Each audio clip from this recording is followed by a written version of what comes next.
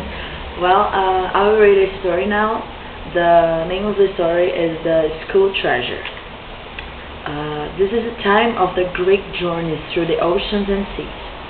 Pirates try to avoid the danger while they are across the unknown with just one objective, trying to find the greatest treasure of the sea, the Golden School Treasure.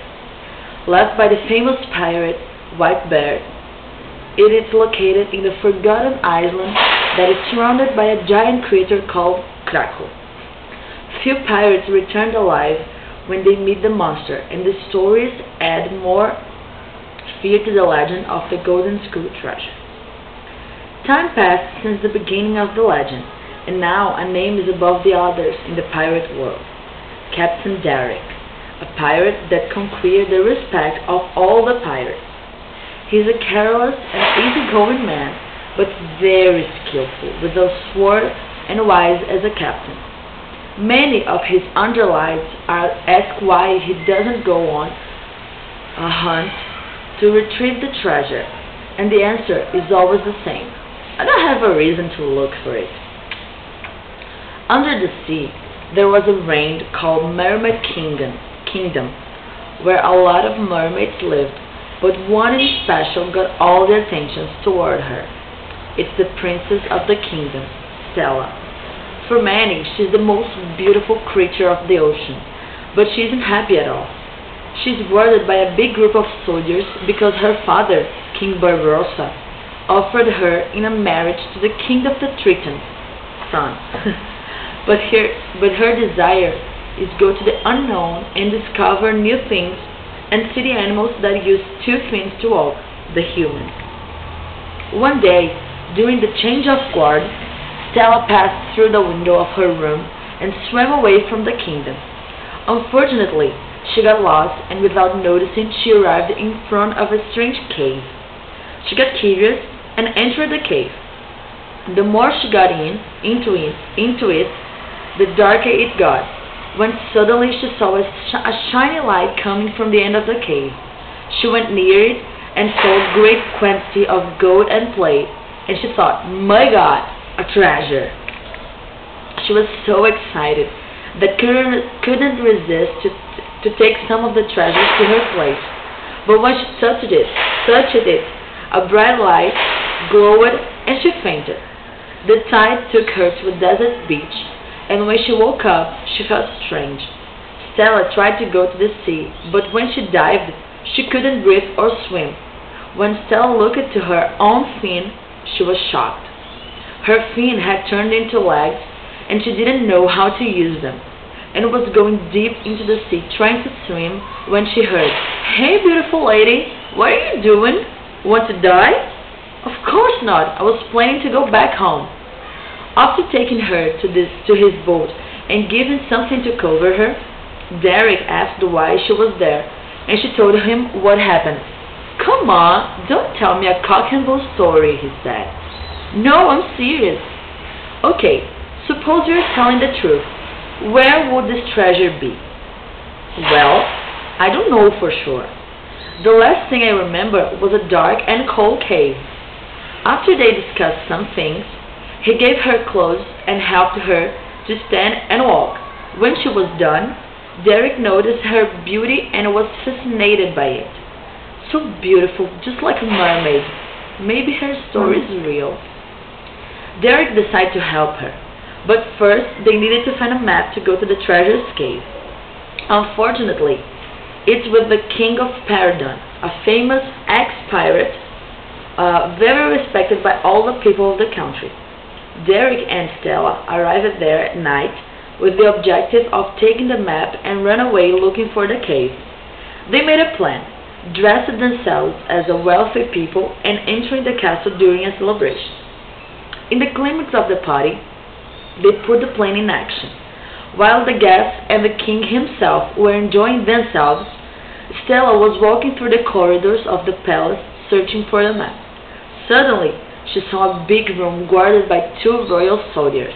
She got near them and said, "I'm lost. Could you help me?" "Of course, miss," they said. When they turned around, She covered her nose with a tissue soaked with an effective and exotic Italy poison. Very easy, she thought.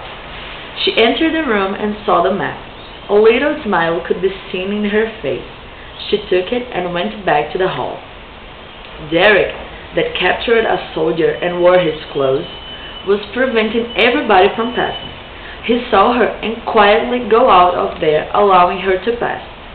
They met in the backyard and went to the ship. After that, the days passed and they were getting closer. Even the underlines of the captain were joking that for the first time in his life Derek was in love, although he denied it every time. When the great day arrived, she could be turned back to a mermaid because they were some kilometers off the island. He didn't know why, but that made him sad. There it is. You can go now, Stella, he said. Thanks, Derek. I'm in debt with you for the rest of my life, she answered. Suddenly, the boat shook hardly, and tentacles could be seen involving the boat and terrorizing the crew. Stella remembered the legend of the giant creature that lived in the island, the Krakow. They tried to fight, but it was in vain. The boat cracked, and they were forced to jump in the water. While they were swimming, many underlines were killed by the monster. Only Derek and Stella were alive when a big column of water came out of the sea, and the king of mermaids, Barbarossa, Stella's father, came out and pointed his trident to the creature. Everyone in the sea respected the king, so the animal went down to his hideout. Father, why are you here? I'm so glad you're fine. Our rescue group searched for you for a long time. They saw you at the boat and told me immediately, said the king. Gentlemen, thank you for taking care of my beloved daughter. You're welcome, said Derek. Now, come on, darling. Let's go to the cave and transform you back to a mermaid.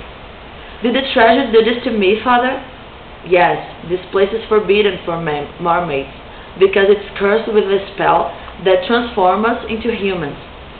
White Bird himself did this to protect his treasure, but he died before using it. She was amazed by the story and was going to the cave when someone held her hand. Stella, wait. Wait, this is our goodbye, and I want to tell you something. All this time, when I was with you, I realized how beautiful, strong, and kind you are. And with that, you took my heart, Stella. I love you. She was ecstatic with that. A confession in front of her father and his soldiers? What on earth was he thinking? But somehow she felt very happy. Derek, all the time I saw your qualities as well, and I'm completely in love with you. Father, I don't want to become a mermaid again. I want to stay with him. Barbarossa was surprised because his daughter matured a lot since he left, and Derek was responsible for this. Okay, I want you to be happy by the side of someone that you love. I grant it to you. They were very happy. It's not every day that you receive the blessing of a king. They came back to firm land helped by Barbarossa. Derek's boat was destroyed. They thanked the Triton and walked to a peaceful and small village nearby the place they landed. 10 years passed and the village became a city. Derek, with his talent for leadership, became the representative of it, and Stella discovered her own style of fight and was the captain of the guards and Derek's counselors and, of course, his wife. They lived a life full of joy and happiness next to each other.